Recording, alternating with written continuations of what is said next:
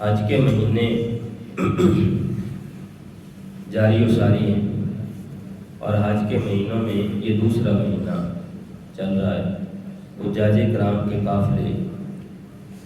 اللہ کے پاک گھر کی طرف جا رہے ہیں۔ روز بروز ہزاروں کی تعداد میں حجاج کرام اللہ کے پاک گھر میں پہنچ رہے ہیں، اور حج کے مخصوص دنوں میں 8 ذی الحج 9 اور 10 11 کو وہ اپنے حج کے ارکان ادا کریں گے۔ اس سے پہلے کئی قافلے وہ مدینہ شریف روانہ ہو رہے ہیں، اللہ کے پیارے حبیب صلی اللہ علیہ وآلہ وسلم کے پاک در پر حاضری دے رہے ہیں، اور وہاں سے رحمتیں برکتیں اور اپنے لیے سعادت کا سامان سمیٹ رہے ہیں، اور وہاں سے ہوتے ہوئے اللہ کے حضور حاضر ہوں گے۔ گویا ان کے لیے تو اللہ تعالیٰ نے یہ سبب بنا دیا ہے، جس طرح یہ بات ابھی مجھے یہ بات کرتے ہوئے یاد آ گئی کہ یہاں لوگ بعض دفعہ یہ ذہن رکھتے ہیں کہ یہاں سے بندہ عمرہ کرنے کے لیے جائے یا حج کرنے کے لیے جائے تو اللہ کا گھر مقدم ہے، بندے کو چاہیے کہ پہلے مکہ پاک جائے اور اللہ کے گھر کا طواف کرے، عمرہ کرے، اور اس کے بعد حضور کی بارگاہ میں حاضری دے۔ یہ بات بالکل ٹھیک ہے، لیکن اگر کسی شخص کا یہ مقدر اس طرح جاگ جائے کہ اس کی حاضری پہلے روزہ رسول پر ہو جائے اور وہاں سے ہوتے ہوئے اللہ کی بارگاہ میں حاضر ہو، تو اس میں اور بڑی سعادت کی بات ہے۔ اگرچہ بات کسی بھی طرح کسی کے ذہن کے اندر آئے، لیکن میں یہ بات اپنے قبلہ بابا جی حضور رحمۃ اللہ علیہ، پیر ابو النصر فرید الاصل قبلہ پیر منظور احمد شاہ صاحب رحمۃ اللہ علیہ، ان کی زبان سے کی ہوئی ایک بات آپ کو عرض کرتا ہوں یہاں۔ ان کی حاضری کو، ان کے پاس بیٹھنے کو بھی ہمارے دل بے قرار رہتے تھے، اور ان کی حاضری کو اپنے لیے ہم شرف اور سعادت سمجھتے تھے۔ آج ہمیں فخر ہوتا ہے کہ ہم نے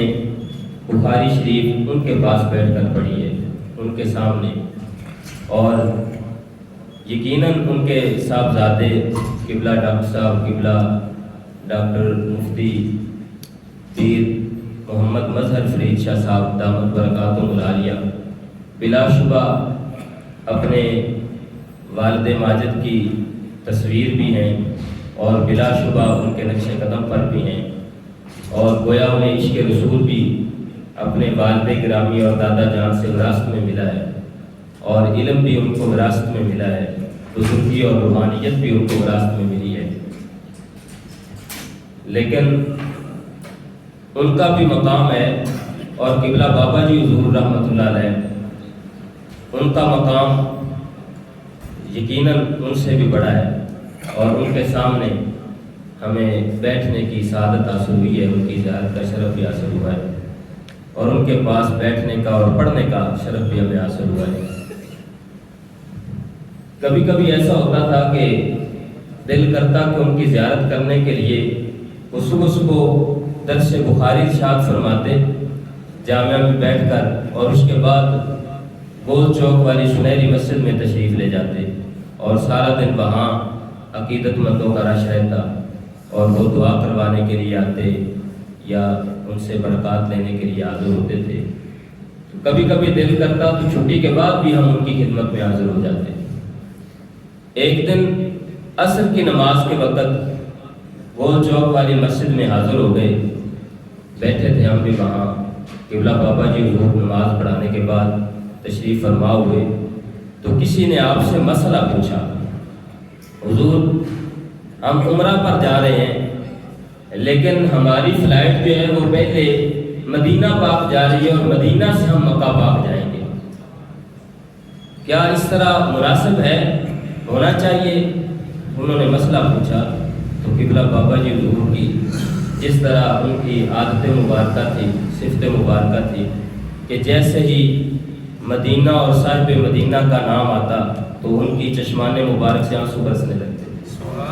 حضور کے عشق میں ان کی آنکھیں ہمیشہ تر رہتی تھیں، اور ان کی آنکھوں میں آنسو آ جاتے، تو آنکھیں بھر کر فرمانے لگے، کہنے لگے کیا ہی خوش نصیبی ہے اس شخص کی کہ جو پہلے حضور کی خدمت میں حاضر ہو اور اللہ کے پاک کلام کے مطابق جیسے اللہ تعالیٰ نے ارشاد فرمایا ہے وَلَوْ أَنَّهُمْ إِذْ ظَلَمُوا أَنفُسَهُمْ جَاءُوكَ فَاسْتَغْفَرُوا اللَّهَ وَاسْتَغْفَرَ لَهُمُ الرَّسُولُ لَوَجَدُوا اللَّهَ تَوَّابًا رَحِيمًا کہ محبوب جب یہ بندے جو اپنی جانوں پر ظلم کر بیٹھے ہیں جب آپ کے دروازے پر حاضر ہو جائیں اور اللہ کے حضور سے بخشش مانگیں، آپ کے لب مبارک ان کی بخشش کے لیے ان کی سفارش کے لیے حرکت میں آ جائیں اور اللہ کے حضور آپ ان کی سفارش فرما دیں تو یقیناً اللہ کو توبہ قبول کرنے والا مہربان پائیں گے۔ تو فرمانے لگے کہ اللہ کے پاک کلام کے مطابق اگر کسی شخص کو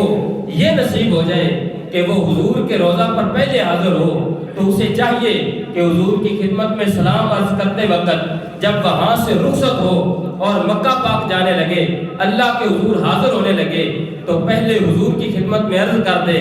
یا رسول اللہ صلی اللہ علیہ وسلم میں آپ کا خادم، آپ کا غلام، اپنی جان پر ظلم کرنے والا گناہ گار بندہ میں آپ کی خدمت میں حاضر ہوں اور آپ کے ذریعہ آپ کے بسبب میں اپنے رب کے حضور حاضر ہو رہا ہوں، یا رسول اللہ اللہ کے حضور میری سفارش فرما دیجئے، سبحان اللہ، آپ میری سفارش فرما دیجئے نا، مجھ میں ہمت نہیں کہ میں اللہ کے حضور کیسے حاضر ہوں، اگر آپ میرے سفارشی بن جائیں اور اللہ کے پاک کلام کے مطابق اس کے حکم کے مطابق اگر آپ مہربانی فرما دیں، آپ کی شفقت مجھے نصیب ہو جائے اور آپ کے لب مبارک میری سفارش میں اللہ کے حضور حرکت میں آ جائیں اور اللہ کے حضور میری سفارش کر دیں، آپ میرے سفارشی بن کے اللہ کے حضور حاضر ہونا،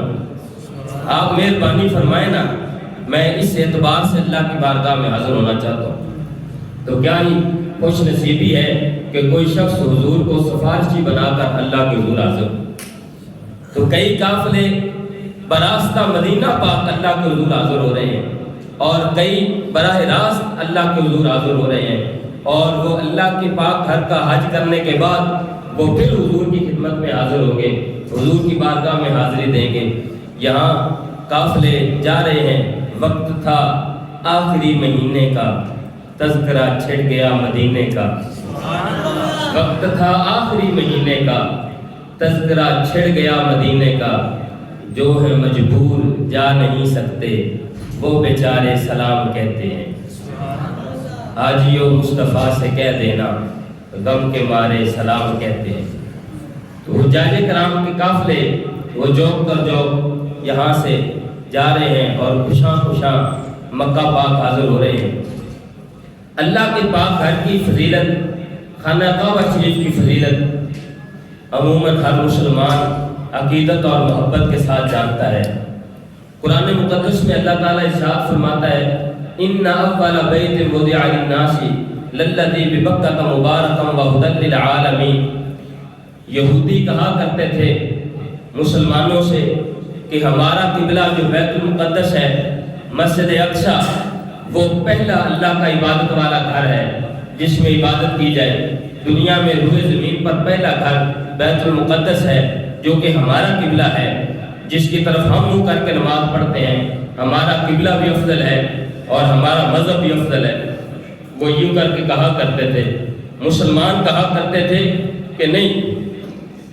اللہ کا پاک گھر خانہ کعبہ شریف اس سے بھی پہلے ہے اور عبادت کا مرکز ہے، وہ پہلا مکان ہے جس کو اللہ تعالیٰ نے طاعت و عبادت کے لیے مقرر کیا ہے، نماز کا قبلہ ہے، حج اور طواف کی جگہ ہے، جس میں نیکیوں کا ثواب اتنا زیادہ ہے کہ اس کے علاوہ کسی اور جگہ پر جو ایک نیکی کی جائے اس کے مقابلے میں جو نیکی خانہ کعبہ شریف میں کی جائے، حرم کعبہ میں کی جائے، اس نیکی کا ثواب 1,00,000 گنا تک بڑھا دیا جاتا ہے۔ جس کی زیارت بھی ثواب ہے، جس کا طواف بھی ثواب ہے۔ مسلمان خانہ کعبہ شریف کا اس کی فضیلت بیان کیا کرتے تھے، خانہ کعبہ شریف کا مقام بیان کیا کرتے تھے۔ تو آپس میں اس اختلاف میں جب تھے، میرے رب نے خانہ کعبہ شریف کی فضیلت میں قرآن مقدس میں یہ آیت پاک نازل فرما کر فیصلہ فرما دیا کہ ان اول بیت وضع للناس للذی ببکۃ مبارکا وہدی للعالمین، بے شک اس زمین پر پہلا گھر جو اللہ کی عبادت کے لیے بنایا گیا، جو برکت والا ہے اور سارے جہانوں کی ہدایت اور رہنمائی کا ذریعہ ہے، وہ گھر مکہ پاک ہے، وہ مکہ مکرمہ ہے، جس کے اندر برکتیں بھی ہیں اور فیہ آیات بینات، جس کے اندر روشن نشانیاں ہیں، اتنی روشن نشانیاں ہیں کہ وہاں صرف انسان ہی تو کیا، وہاں تو چرند پرند بھی اس کا احترام کرتے ہیں۔ پرندے اڑتے ہوئے، خانہ کعبہ شریف کی یہ نشانی ہے کہ پرندے اڑتے ہوئے اس سے برکتیں حاصل کرتے ہیں، اس کی فضا سے ضرور گزرتے ہیں، لیکن خانہ کعبہ شریف کے عین اوپر سے پرندے نہیں گزرتے۔ جب خانہ کعبہ شریف کا مقام آتا ہے تو وہ ادھر ادھر ہو سے گزرتے ہیں، ادھر ادھر ہو کے گزرتے ہیں، بالکل عین اس کے اوپر سے نہیں گزرا کرتے۔ خانہ کعبہ شریف کی چھت پہ پرندے نہیں بیٹھتے۔ اس کی یہ نشانی ہے کہ پرندے بھی جب بیمار ہو جائیں تو اللہ کے پاک گھر کی فضا سے گزر جائیں، اللہ انہیں شفا عطا فرما دیتا ہے۔ چرند پرند اپنی جگہ پر، وحشی جانور بھی حرم کعبہ میں کسی کو نقصان نہیں پہنچاتے، وہ بھی حرم کعبہ کا اتنا احترام کرتے ہیں۔ اللہ نے اس گھر کو اتنا پرامن بنایا ہے کہ اگر کسی شخص نے کسی کے باپ کو قتل بھی کیا ہو، یہ میں قول سنا رہا ہوں جناب سیدنا امیر المومنین عمر بن خطاب رضی اللہ تعالیٰ عنہ کا، آپ فرمایا کرتے تھے کہ اگر میرے باپ خطاب کا قاتل بھی وہ مکہ پاک میں پناہ لے لے اور مجھے یقین بھی ہو کہ اس شخص نے قتل کیا ہے تو میں اس وقت تک اسے کچھ نہ کہوں جب تک وہ حرم کعبہ کی حدود سے نہ نکل جائے، اس وقت تک اسے کچھ نہ کہوں، اس پر حد جاری نہیں کی جاتی، اس سے بدلہ نہیں لیا جاتا۔ مسلمان تو مسلمان زمانہ جاہلیت میں بھی اور کفار بھی اس پاک گھر کا ادب کرتے، کفار بھی اس پاک گھر کا ادب کرتے تھے۔ اور یہ پاک گھر اگرچہ ہم بلا شبہ بیت المقدس سے بھی پیار کرتے ہیں، وہ مسلمانوں کا بھی قبلہ اول ہے، ہم بھی اس کا احترام کرتے ہیں، وہ بھی اللہ کا پاک گھر ہے۔ پیارے آقا صلی اللہ علیہ وآلہ وسلم نے ارشاد فرمایا، جس شخص نے بیت المقدس میں مسجد اقصی میں ایک نماز پڑھی، اسے باقی مساجد میں ایک نماز پڑھنے کے مقابلے میں مسجد اقصی میں پڑھی گئی ایک نماز کا ثواب 50,000 نمازوں کے برابر ملے گا۔ جس شخص نے میری مسجد نبوی شریف کے اندر ایک نماز پڑھی، اس کو باقی مساجد میں نماز پڑھنے کے مقابلے میں یہاں ایک نماز پڑھنے کا ثواب 50,000 نمازوں کے برابر ملے گا۔ اور جس شخص نے اللہ کے پاک گھر مکہ مکرمہ کے مدافعات میں جو مسجد حرام ہے، جس شخص نے اس میں نماز پڑھی، اللہ اس کو باقی جگہ پر نماز پڑھنے کے مقابلے میں 1,00,000 نماز کا ثواب عطا فرمائے۔ مکہ پاک کی یہ فضیلت ہے، اس کی نشانیوں میں سے یہ نشانی ہے کہ وہاں مقام ابراہیم ہے، فیہ آیات بینات مقام ابراہیم۔ پہلے اس بات میں بھی جھگڑا تھا، یہود و نصارہ آج بھی کہتے ہیں کہ ہم ملت ابراہیمی پر ہیں۔ انہیں بتایا گیا فاتبعوا ملت ابراہیم حنیفا، اگر تم اس بات کے دعوے دار ہو تو پھر چلو ملت ابراہیمی کی ہی پیروی کر لو، وہی دین تو دین محمدی ہے، حضور بھی تو انہی کی نسل پاک سے ہیں، تو تم انہی کی پیروی کر لو۔ لیکن تمہاری یہ زبان کے دعوے ہیں، تم حضرت ابراہیم علیہ السلام کی، تم ملت ابراہیمی کی پیروی نہیں کرتے ہو۔ فرمایا ملت ابراہیم حنیفا، وہ تو ایسے دین پر تھے جو ہر قسم کے شرک سے پاک تھا۔ تم تو یہودی اور نصرانی، تم لوگ تو اللہ کا شریک ٹھہراتے ہو، اللہ کے انبیاء کو ہی اللہ کا شریک ٹھہراتے ہو۔ وقالت الیہود عزیر ابن اللہ وقالت النصارى المسیح ابن اللہ، یہودی بولے کہ نعوذ باللہ حضرت عزیر علیہ السلام اللہ کے بیٹے ہیں، اور عیسائی بولے کہ نعوذ باللہ حضرت عیسیٰ علیہ السلام اللہ کے بیٹے ہیں۔ تم نے تو اللہ کے نبیوں کو ہی اللہ کا شریک بنا دیا، جبکہ تم کہتے ہو کہ ہم ملت ابراہیمی پر ہیں۔ ملت ابراہیمی تو وہ ہے جناب ابراہیم علیہ السلام تو ہر قسم کے شرک سے پاک دین پیش فرما دیا، انہوں نے تو ہر قسم کے شرک سے بیزار اور پاک دین ہمارے سامنے لایا ہے، تم انہی کی پیروی کر لو۔ وما کان من المشرکین، وہ تو شرک کرنے والوں میں سے نہیں تھے، وہ تو اللہ کے پیارے خلیل تھے، اللہ کے پیارے دوست تھے، تو تم انہی کی بات مان لو، انہی کی بات۔ اب یہاں یہ ارشاد فرمایا جا رہا ہے کہ تمہارے اندر جو یہ اختلاف ہے، تم جو کہتے ہو کہ بیت المقدس پہلے ہے اور مکہ پاک بعد میں ہے، یعنی بننے میں، تعمیر کے سلسلہ میں مکہ پاک بعد میں ہے، اور تم ملت ابراہیمی کے ماننے والے ہو تو اسی بات کو مان لو کہ وہاں مقام ابراہیم ہے، اور جناب سیدنا ابراہیم خلیل اللہ علیہ السلام وہ بھی عبادت کرنے میں اسی کو اپنا قبلہ مانتے تھے، انہوں نے بھی اسی کو قبلہ مانا ہے، اور انہوں نے بھی اسی کا سب سے پہلے طواف کیا ہے، گویا کہ انہوں نے اس کو اپنے ہاتھوں سے بنایا ہے۔ جب یہ بنانے میں سب سے پہلے جناب سیدنا آدم علیہ السلام نے اسے بنایا ہے، لیکن پھر طوفان نوح جب آیا اس وقت یہ ایک مرتبہ زمین کے ساتھ مل گیا اور ایک ٹیلا سا بن گیا، لیکن یاد رکھو جب یہ زمین کا ایک ٹیلا سا بن گیا تھا اس وقت بھی لوگ یہاں آ کر منتیں مانا کرتے تھے اور اس جگہ کا اس وقت بھی طواف کر کے برکتیں لیا کرتے تھے۔ سبحان اللہ۔ پھر اللہ نے اپنے خلیل، اپنے دوست جناب سیدنا ابراہیم خلیل اللہ علیہ السلام کے ذریعے اس کی دوبارہ عمارت بنوائی اور دوبارہ اس خانہ کعبہ شریف کو تعمیر کروایا، اور جناب ابراہیم خلیل اللہ علیہ السلام نے اس کی وہ برکات حاصل کی، اس کو بنا کر آپ نے یہاں آنے والوں کے لیے برکت مانگی، آنے والوں کے لیے رزق سے پھلوں سے رزق مانگا، آپ نے یہاں اس کو آباد کرنے کے لیے اللہ کا پیارا حبیب مانگا، اور اللہ رب العزت نے اپنا پیارا حبیب یہاں نازل فرما کر مکہ پاک میں مبعوث فرما کر اللہ رب العزت نے اس کی عظمت اور شان کو مزید چار چاند لگا دیا۔ اللہ تعالیٰ نے مزید اس کو، یہود کہا کرتے تھے کہ بیت المقدس وہ انبیاء کی ہجرت گاہ ہے، انبیاء علیہ السلام ہجرت فرما کے وہاں تشریف لے جاتے، بلا شبہ یہ بات ٹھیک ہے، لیکن یہ بات بھی تو حق ہے کہ مکہ پاک کو بہت سارے انبیاء علیہ السلام نے اپنا مسکن بنایا، مکہ پاک کے اندر یہاں رہے، اور مکہ پاک کی فضاؤں کے اندر بھی وہ مدفون بھی ہیں، یہاں تک کہ مسجد خیف بھی مکہ پاک کے مضافات میں ہے، جمرات کے قریب ہے۔ حضور پاک صلی اللہ علیہ وآلہ وسلم نے ارشاد فرمایا صلی فی المسجد الخیفی 70 نبیہ، حضور پاک صلی اللہ علیہ وسلم نے ارشاد فرمایا مسجد خیف میں 70 انبیاء کرام علیہ السلام نے نماز پڑھی ہے، 70 انبیاء کرام علیہ السلام نے نماز پڑھی ہے، تو یہاں جو قریب مسجد ہے اس کا بھی اتنا درجہ ہے، خانہ کعبہ شریف کا بلا شبہ بڑا درجہ ہے، اور جو لوگ اس کا حج کرنے کے لیے جاتے ہیں، جس طریقے آج کل مسلمان کشاں قافلوں کے ساتھ وہ سفر کر رہے ہیں اور حج کو جا رہے ہیں، میں چونکہ پچھلے جمعہ المبارک میں بھی اس پر بات ہم نے کی، تو 2-3 منٹ میں ایک پیغام اور عرض کرنا چاہ رہا ہوں۔ خانہ کعبہ شریف میں حج کے لیے جانا، حج ایک بہت بڑا فریضہ ہے، حج اسلام کا 5واں رکن ہے، اہم ترین رکن ہے، اور حج کے رکن کو یہ فضیلت حاصل ہے کہ مسلمانوں پر جو عبادات فرض ہیں ان میں کچھ عبادات ایسی ہیں جو صرف مالی طور پر ہیں، جیسے کہ زکوٰۃ ہے، صدقات و خیرات ہے، صدقہ فطر ہے،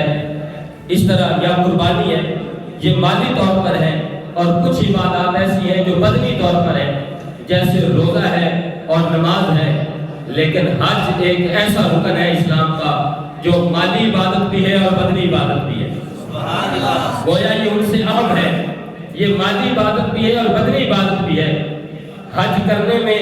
لوگ اگر اپنے مال کی وجہ سے پیچھے ہٹنے کی کوشش کریں، حضور پاک صلی اللہ علیہ وآلہ وسلم نے یہ بھی خوشخبری سنائی ہے، اس کی فضیلت بیان فرماتے ہوئے ارشاد فرمایا ہے کہ اس سے پیچھے نہ ہٹا کرو، اللہ تمہیں طاقت دے تو حج ضرور کیا کرو، حج بندے کی محتاجی کو دور فرما دیتا ہے، حج کرنے والوں کے رزق میں برکتیں ہو جایا کرتی ہیں، حج کرنے والوں کے رزق کو بڑھا دیا جاتا ہے، جیسے پچھلے جمعہ مبارک میں بھی بیان کیا تھا 10 لاکھ گنا اللہ تعالیٰ رزق میں اضافہ فرماتا ہے جو اپنے رزق کو اللہ کے پاک گھر کے سفر کے لیے خرچ کرتا ہے۔ تو جس کو اللہ تعالیٰ طاقت عطا فرمائے، استطاعت عطا فرمائے، اس کو یہ سفر ضرور کرنا چاہیے۔